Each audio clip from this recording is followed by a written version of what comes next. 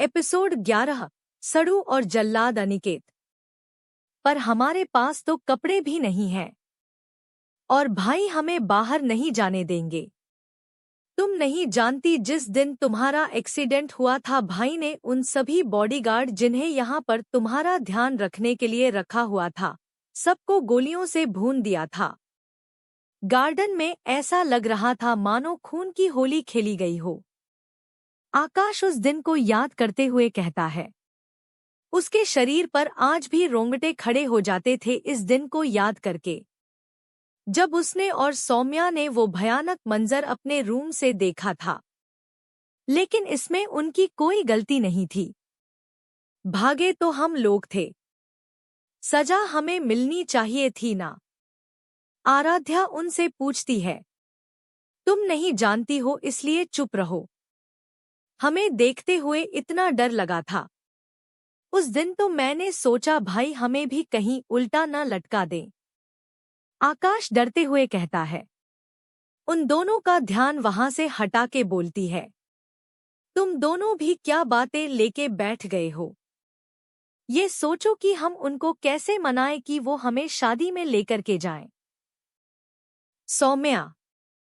हाँ यार, मुझे तो शादी के खाने के नाम से ही मुंह में पानी आ गया है।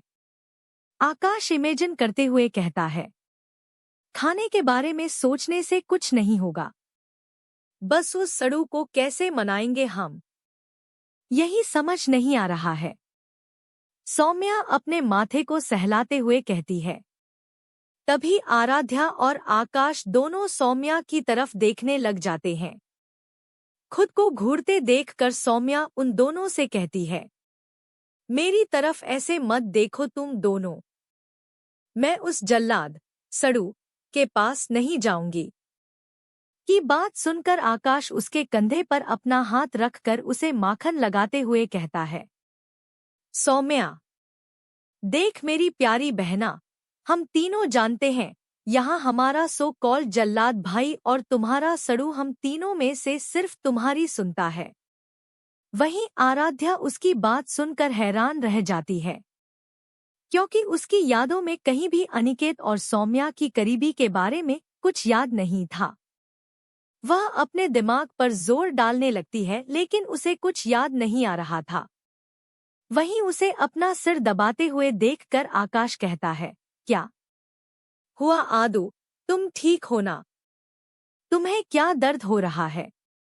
आराध्या उनकी बात सुनकर कहती है। हाँ मैं ठीक हूँ, वो बस ऐसे ही हल्का सा सर दुख रहा है। तभी सौम्या उसे देखते हुए कहती है। आदू तुम रेस्ट करो, हम बाद में तुझसे मिलते हैं। वो दोनों भाई बहन कमरे से भाग जाते हैं। अब आराध्या कमरे में अकेली थी। वह दरवाजे को लॉक करके अपने बिस्तर पर बैठ जाती है। समझ नहीं आ रहा है यहाँ से कैसे निकलूं। और आराध्या के शरीर में रहकर भी न मुझे आराध्या की जिंदगी के बारे में कुछ खास पता है, ना ही अपनी सरगुन की। कभी कभी तो ऐसा लगता है कि मैं आराध्या हूँ ही नहीं, लोगों का पुनर्जन्म होते सुना था। मेरा क्या हुआ है मुझे कुछ अंदाजा ही नहीं हो रहा है। लेकिन अब अंदाजा हो ना हो, मेरी पहचान आराध्या राजवंश की ही है और इसी पहचान से मुझे मेहता परिवार के नजदीक जाना होगा। अपना दिल अपना बदला लेना होगा। जिस बेरहमी से उन्होंने जिंदा होते हुए मेरा दिल निकाल दिया था, उन्हें भी उस दर्द का एहसास करवाना होगा। फिलहाल तो मुझे कहीं से फोन का इंतजाम करना होगा। रिधिमा भी यहाँ से चली गई है, किससे मांगूं? आराध्या सोचते सोचते अपने बिस्तर पर लेट जाती है। उसकी खाना खाने के बाद ली हुए दवाइयों के वजह से वह नींद के आगोश में चली जाती है। वहीं अनिकेत इस समय अपने ऑफिस में था। उसके सामने अंकुश बैठा हुआ था और वो दोनों किसी सीरियस डिस्कशन में व्यस्त थे। अनिकेत ने अपनी सेक्रेटरी से कहकर किसी को डिस्टर्ब करने से मना कर दिया था। तकरीबन 1.5 घंटे बाद उनकी मीटिंग खत्म होती है और अंकुश अपने साथ लाई हुए फाइल्स को क्लोज करता है। मैं भाई से इस बारे में बात करूंगा। मुझे नहीं पता उनका डिसीजन क्या होगा। अंकुश कुछ पेपर्स को फाइल्स में डालते हुए कहता है। मुझे भी समझ नहीं आ रहा है कि अभी ये शादी करना क्यों चाहता है। मैं और वो अच्छे जानते हैं कि बचपन में उसके दादाजी गलतफहमी हो गई थी कि वो प्रीति को पसंद करता है। उस दिन वो उसे देखकर खुश नहीं हो रहा था बल्कि उसे कीचड़ में गिराकर खुश हो रहा था। अनिकेत याद करते हुए कहता है। अंकुश क्यूरियस होकर पूछता है, क्या मतलब आपका? फ्लैशबैक। अवधेश बचपन से बहुत शरारती हुआ करता था। अपनी नटखट आदतों और शरारतों से सबको हंसाता रहता था, लेकिन अपनी मॉम के डेथ के बाद अवधेश खामोश से रहने लगा था। वो बाहर बच्चों से घुले मिले उनसे बात करें, इसलिए वो उसे पार्क लेकर जाते थे, लेकिन वो किसी से भी बात नहीं करता था। अनिकेत और अवधेश के दादाजी गहरे मित्र थे, इसलिए वो अक्सर अनिकेत के घर आया जाया करते थे। वहीं एक बार वह उसे लेकर प्रताप हवेली आए। अवधेश लगभग 8 साल का था और प्रीति 4 साल की। अनिकेत 6 साल और रिधिमा 3 साल की छोटी सी डॉल थी। अनिकेत की अवधेश के साथ अच्छी दोस्ती हो गई थी। वहीं प्रीति उन्हें परेशान करने का कोई मौका नहीं छोड़ती थी। एक बार उसने उनकी वीडियो गेम छुपा दी थी और अगर उससे पूछते तो वो साफ मना कर देती थी। इसलिए उसने और अवधेश ने उसे सबक सिखाने के लिए उसे जानबूझकर कीचड़ में धक्का दे दिया था। उस दिन अवधेश 3 सालों बाद खुलकर हंसा था, क्योंकि प्रीति सिर से लेकर पैर तक मिट्टी से सनी हुई थी। उसका चेहरा भूतों की तरह लग रहा था। वो और अनिकेत उसे वहां छोड़कर गार्डन में भाग गए थे। वो दोनों प्रीति के बारे में बातें कर रहे थे, जहां उनके दादू बैठे हुए बातें कर रहे थे। पहली बार अवधेश को हंसते हुए और उसके मुंह से प्रीति का नाम सुनकर ही अवधेश के दादू ने ये रिश्ता पक्का कर दिया था। उन्हें लगा जो लड़की उनके पोते को हंसा सकती है वो उसकी बेरंग जिंदगी में रंग भर देगी। अब उन्होंने पूरी बार पता ही नहीं कि अवधेश प्रीति का नाम क्यों ले रहा था और उसके हंसने की वजह क्या थी। उनके दादू को हुए इस गलतफहमी के वजह से वह शादी के बंधन में फंस चुका था। इस घटना के कुछ ही महीनों बाद हार्ट अटैक से उनकी मौत हो गई और दोनों परिवारों ने इस गलतफहमी को सच मान लिया। Flashback and. अनिकेत की बात सुनकर अंकुश हंसते हुए कहता है, मतलब दादू भाई के हंसने पर ही लड़की सेलेक्ट कर गए। अच्छा हुआ उन्होंने मुझे किसी का नाम लेते हुए हंसते नहीं देखा था। नहीं तो मेरी तो पत्ता नहीं आज तक कितनी हजार शादियां हो जाती। अंकुश की इस बात पर अनिकेत भी हंसने लग जाता है। कहानी आगे जारी है।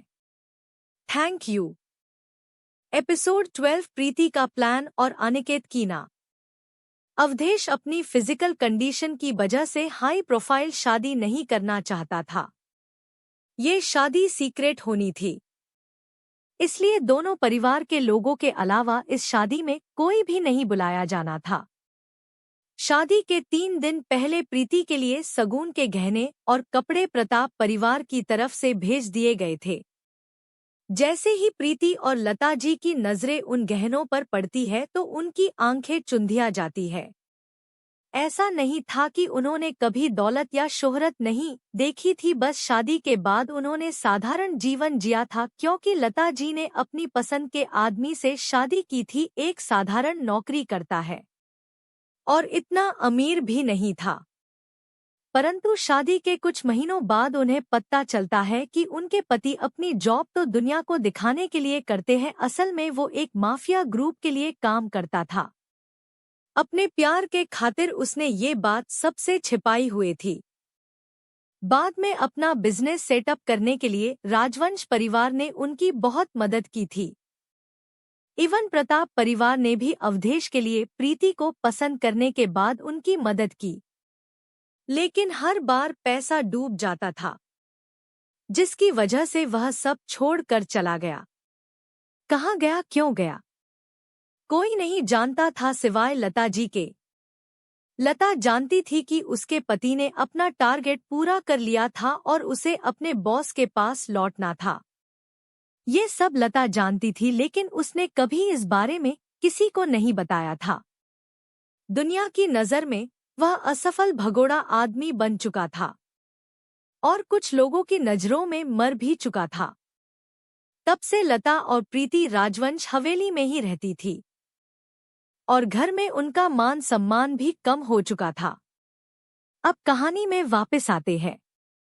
प्रीति के लिए आए हुए गहनों में 30 से ज्यादा बॉक्स थे। उसके लिए जो शादी का जोड़ा तैयार किया गया था उसने प्योर गोल्ड की एम्ब्रॉयडरी की गई थी। इंडिया के बेस्ट डिजाइनर ने इस ड्रेस को 6 महीने से अधिक की मेहनत से तैयार किया था। इस लहंगे की कीमत ही लाखों में होगी और ये गहने तो करोड़ों रुपए के हैं बेटा। एक बार फिर सोच लो बेटा। वैसे भी वो अपाहिज ही है, दूसरों पर निर्भर रहेगा। तुम जैसे चाहो वैसे रह सकती हो। लता जी उन गहनों को कभी अपने ऊपर तो कभी प्रीति पर लगाते हुए कहती है, स्टॉप इट मॉम। वो अपाहिज जरूर है लेकिन बेवकूफ नहीं है जो मुझे मेरे मन की करने देगा। अगर उसकी इज्जत पर आंच आई तो मुझे भी रातों रात गायब करवा देगा, जैसे उसने इस मुंबई शहर के उन लोगों को करवाया है जिन्होंने उसके सामने उसे अपाहिज होने के बारे में बोला या मजाक उड़ाया है। तो ऐसे आदमी के साथ कौन रहेगा मॉम?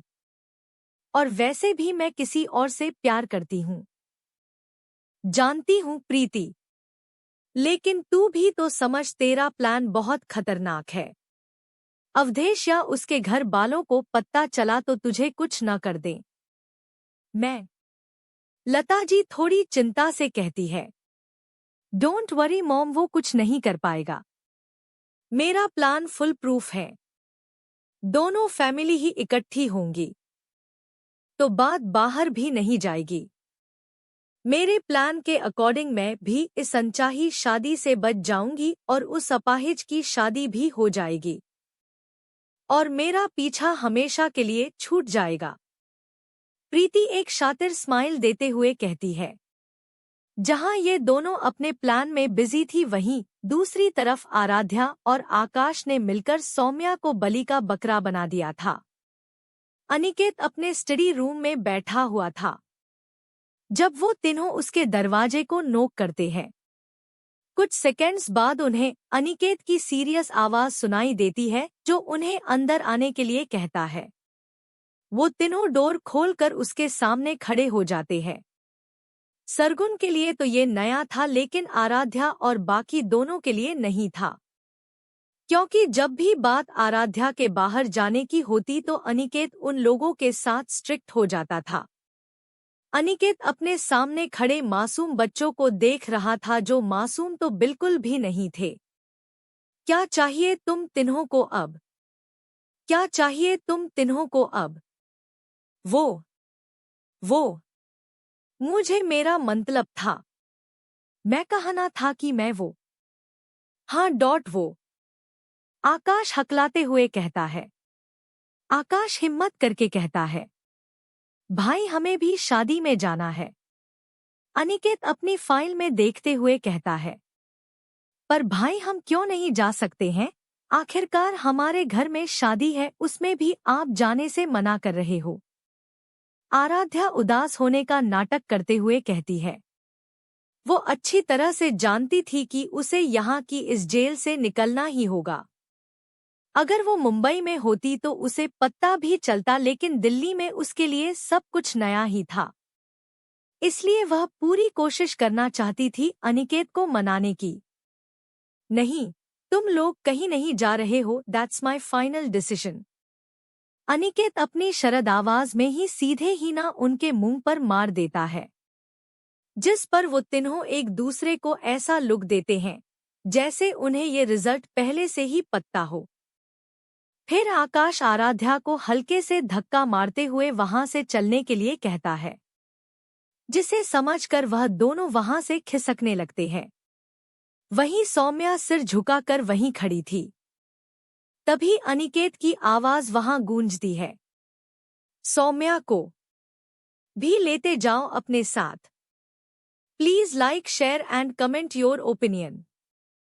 कहते हैं प्यार कहीं भी किसी से भी हो सकता है, पर क्या ये बात सच है? एरिक स्मिथ, जो भेड़ियों की दुनिया का सरताज है, उसकी शादी हो जाती है इंसानी दुनिया में रहने वाली नव्या से। लेकिन क्या नव्या अपना पाएगी इस शादी को? क्योंकि नव्या ने एरिक से शादी। वहीं दूसरी तरफ है समर विल्सन, एक वैम्पायर, और आर्या स्मिथ, एक वेयरवॉल्फ। क्या इन दोनों में जन्मजात दुश्मनी के अलावा भी बन पाएगा कोई रिश्ता? एपिसोड 13, 3 तिगाड़ा। अनिकेत की ना सुनने के बाद वो तीनों मुंह लटकाकर स्टडी रूम से बाहर आ जाते हैं। उन तीनों को देखकर लग रहा था जैसे अनिकेत ने उन लोगों पर कितना ज्यादा जुर्म किया हो। आकाश और सौम्या आराध्या को अपने सीक्रेट प्लेस पर लेकर जाते हैं, जो वो तीनों का सेफ हाउस था। यह विला के पिछले हिस्से में बने हुए गार्डन में बने एक ट्री हाउस में चले जाते हैं। ये ट्री हाउस अनिकेत ने आराध्या की खुशी के लिए बनवाया था। जब उसने ट्रिप पर जाने की जिद करी थी, उसे ट्री हाउस में ठहरना था और अनिकेत उसे किसी फॉरेस्ट में जाने के लिए अलाउ नहीं करता है। इसलिए ये ट्री हाउस बनाया था, जिसे बाद में इन शैतानों की टोली ने अपने कांड करने की जगह बना लिया था। इनकी सभी प्लानिंग इसी में होती थी। ये ट्री हाउस बाहर से देखने में जितना क्यूट था, उतना ही अंदर से लग्जरियस भी था। इसमें कांच की स्टेयरकेस लगवाई हुई थी। वह सब अंदर जाकर एक सोफे पर बैठ जाते हैं कि वो शादी में कैसे जाएं, क्योंकि 3 में शादी थी। इसलिए सब अलग अलग सोचने के लिए बैठ जाते हैं। जहां आकाश और सौम्या शादी के बारे में सोच रहे थे, वहीं सरगुन हैरान थी एक भाई के उसकी बहन के लिए प्यार से। इस एक हफ्ते में वह इतना तो जान गई थी कि वो लोग आराध्या को बहुत ज्यादा पैम्पर करते हैं। लेकिन उसकी जो बातें उन्हें नाजायज लगती, उन बातों को नहीं मानते थे। वो उसे डांटते भी थे। उसे दूसरे बच्चों की तरह पनिशमेंट भी मिलती थी। रिधिमा और अनिकेत उसे अपने बच्चे की तरह पाल रहे थे। वहीं उसकी बड़ी माँ और पापा उसके दादा के साथ मिलकर उसे स्पॉयल करने से भी पीछे नहीं हटते थे। लेकिन मेहता हाउस में सरगुन ने कभी ये बात नहीं देखी थी। सभी उसे पैम्पर तो करते थे, लेकिन कभी उन्होंने उसे डांटा नहीं। अगर वो गलत भी होती तो वो उसे कुछ नहीं कहते थे। कोई भी आज से ऊंची आवाज में बात नहीं करता था। 5 साल बाद जब वो वापस लौटी थी तो सब कुछ वैसा ही था। वर्ल्ड के बेस्ट डिजाइनर उसके लिए कपड़े, जूते, पर्स और रोजमर्रा की जिंदगी में यूज होने वाली चीजों के लिए हायर किए हुए थे। उसके हमेशा भद्दे मेकअप में ढके रहने पर भी किसी ने उससे वजह नहीं पूछी। उनका बिहेवियर उनके साथ वैसा ही था, सिवाय रौनक को छोड़कर। जब भी सरगुन उसे देखती, वह उसकी आंखों में सरगुन के लिए नफरत ही देख पाती थी, जिसकी वजह उसे नहीं पता थी। उस घर में उसे छोड़कर सब उसे प्यार तो करते, लेकिन अब आराध्या की लाइफ देखकर उसे जलन हो रही थी। क्योंकि आराध्या के घर में एक अपनापन था जो उसे मेहता परिवार में महसूस नहीं होता था। वह अपनी सोच में गुम थी जब आकाश उसके कान में चिल्लाकर कहता है। उसके चिल्लाने की वजह से आराध्या अपनी सोच से बाहर निकलती है। क्या तुम आदू को बहरा करना चाहते हो, बेवकूफ इंसान? वो जल्लाद तुम्हें जिंदा नहीं छोड़ेगा। सौम्या उसके कान को खींचते हुए कहती है। जरूरी तो नहीं हम अनिकेत से पूछें। हम दादू और मॉम को भी तो मना सकते हैं ना। उन दोनों की नौटंकी देखकर सरगुन कहती है। उसकी बात पर दोनों भाई बहन आंखों में चमक लेकर के उसे देखने लगते हैं। इससे पहले आराध्या कुछ समझ पाती, वह दोनों उसके ऊपर कूद जाते हैं, जिसकी वजह से आराध्या को कुछ समझ नहीं आता है। कभी कभी तो उसे उनकी हरकतें बंदरों की लगती थी। अब उसे कैसे समझ आता कि वो दोनों अभी भी 18 साल के हैं। उनमें 24 साल, जो सरगुन की असली उम्र है, कि मैच्योरिटी कैसे आएगी। वह बड़ी मुश्किल से उन्हें अपने ऊपर से हटाती है। तुम लोग किसी दिन मुझे मार डालोगे इस तरह। ये तो हमारे प्यार जताने का तरीका है। तुम भूल गई क्या? हम तो बचपन से इसी तरीके से करते आए हैं। आकाश मुंह फूला कर कहता है। जिस पर आराध्या अपना सिर हिला देती है। अब वो कैसे बताएं उन्हें कि आराध्या को आदत है पर उसे नहीं। इसलिए वह इन दोनों को हक करके कहती है, अरे तुम तो नाराज हो गए। मैं तो इसलिए बोल रही हूँ क्योंकि मुझे चोट लगी है ना, तो कोई प्रॉब्लम न हो। आकाश भी उसके बताने से समझ जाता है कि वो अभी कमजोर है। इसलिए वो जल्दी से अपना मूड ठीक करके उनसे कहता है कि उन्हें जल्दी से जल्दी राजवंश हवेली में फोन करना चाहिए ताकि उनका प्लान कामयाब हो जाए। इसलिए वो तीनों अपने अपने सेल फोन निकाल लेते हैं। आराध्या को फोन आज सुबह ही अनिकेत ने गिफ्ट किया था, जो को एप्पल का लेटेस्ट फोन आईफोन था। आराध्या जहां अपने दादू को फोन करती है, वहीं सौम्या अनिरुद्ध को फोन करती है, जबकि आकाश अपने पावरफुल वेपन काव्य जी को फोन कर देता है और लग जाते हैं अपनी अपनी कोशिशों में। तो इन 3 जनों को एंट्री मिलती है या नहीं, और अगर मिलती है फिर क्या होगा? अब अगर एंट्री मिल गई तो शादी तो सीक्रेट होगी, लेकिन अगर जहां 3 तिगाड़ा पहुंच जाए वहां कोई धमाल नहीं हो, ऐसा हो सकता है क्या भला? एपिसोड 14, दुल्हन का गायब होना और मेकआउट। 3 दिन बाद राजवंश हवेली को बहुत ही सुंदर तरीके से सजाया गया था। पूरी हवेली दुल्हन की तरह लग रही थी। बेशक ये शादी सीक्रेट तरीके से हो रही थी, फिर भी राजवंश परिवार ने कोई कसर नहीं छोड़ी थी इस शादी को भव्य बनाने की। गार्डन में मंडप सजा था। पंडित जी कुछ मंत्र बोल रहे थे। वहीं अवधेश के व्हील चेयर पर बैठने की वजह से मंडप की जगह थोड़ी ऊंची बनाई थी। पंडित जी का आसन भी ऊंचा था ताकि शादी में अवधेश को कोई समस्या नहीं हो। उसके साथ वाले स्थान पर दुल्हन के बैठने के लिए एक बड़ा आसन बनाया गया था। थोड़ी देर बाद पंडित जी कन्या को बुलाने के लिए कहते हैं, जिस पर काव्या और लता जी प्रीति को लाने के लिए उसके रूम की तरफ चल पड़ती है। वहीं हमारे 3 तिगाड़ा ने भूख हड़ताल पर बैठकर घर वालों को शादी में भेजने के लिए मना ही लिया था।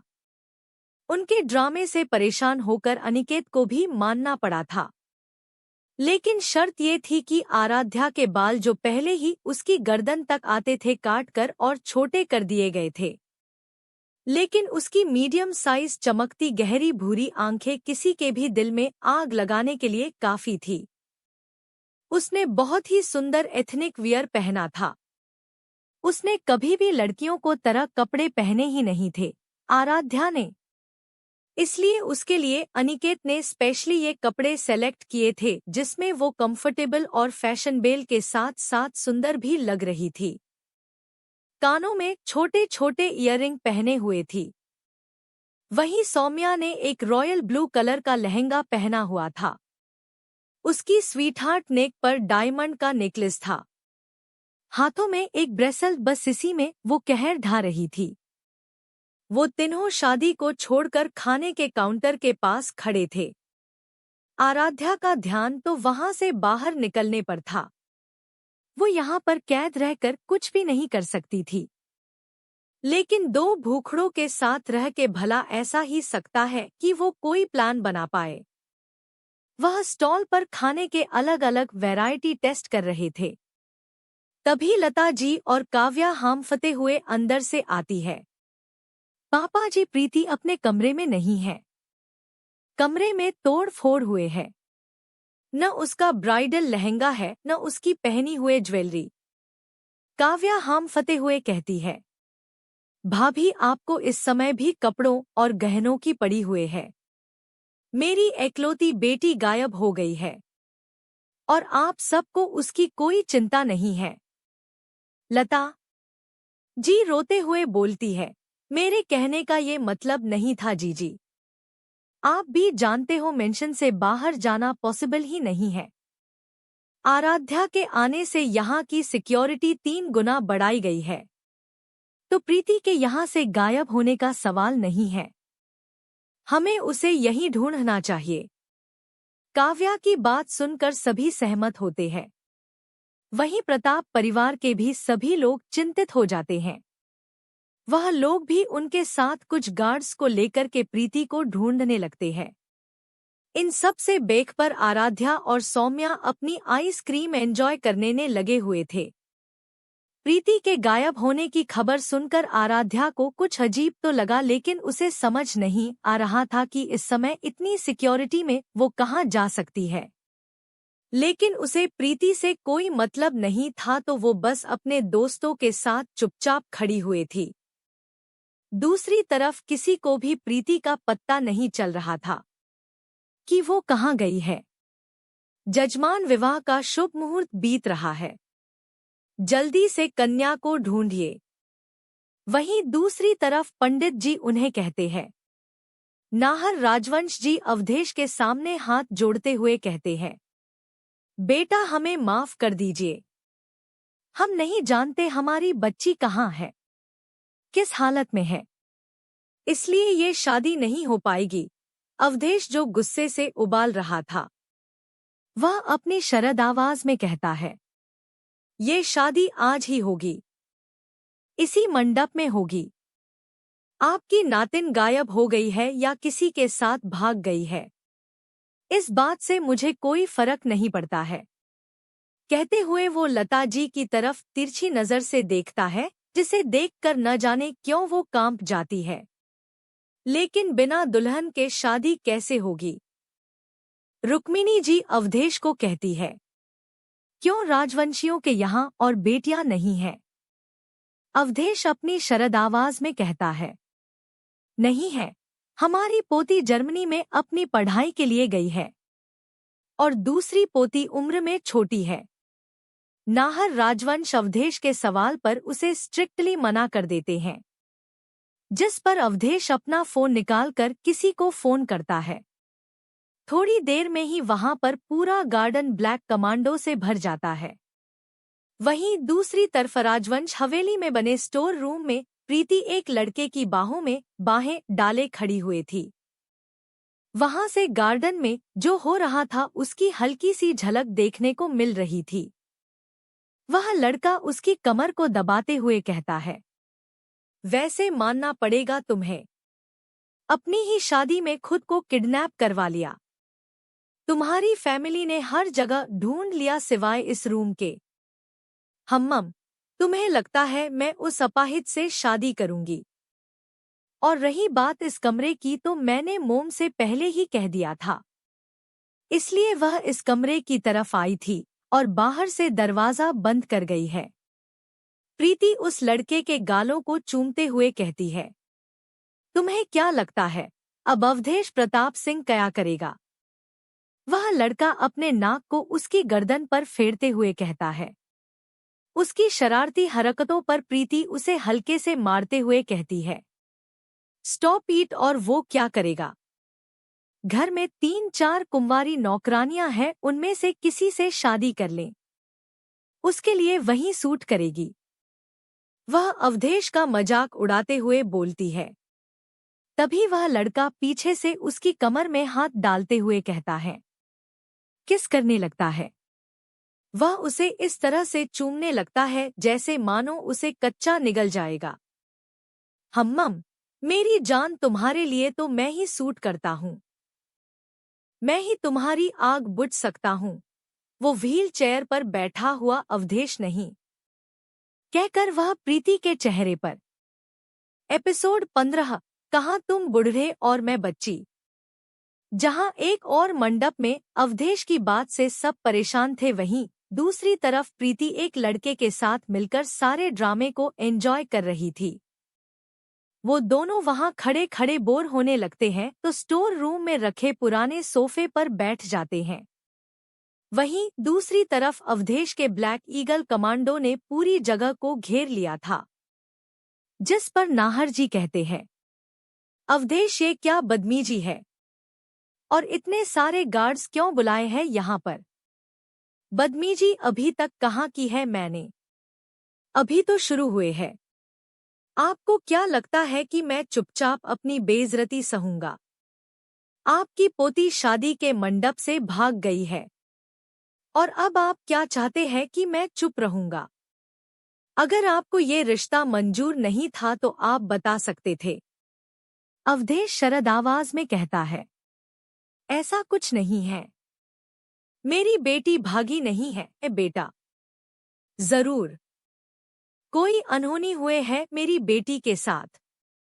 लता जी झूठे आंसू बहाते हुए कहती है, इस ड्रामे के बीच में हमारे 3 तिगाड़ा भी पहुंच चुके थे। लता जी लगातार आंसू बहा रही थी। सभी परेशान हो चुके थे। तो वहीं स्टोर रूम में प्रीति अपनी हो रस लीला में लाल लगी हुई थी।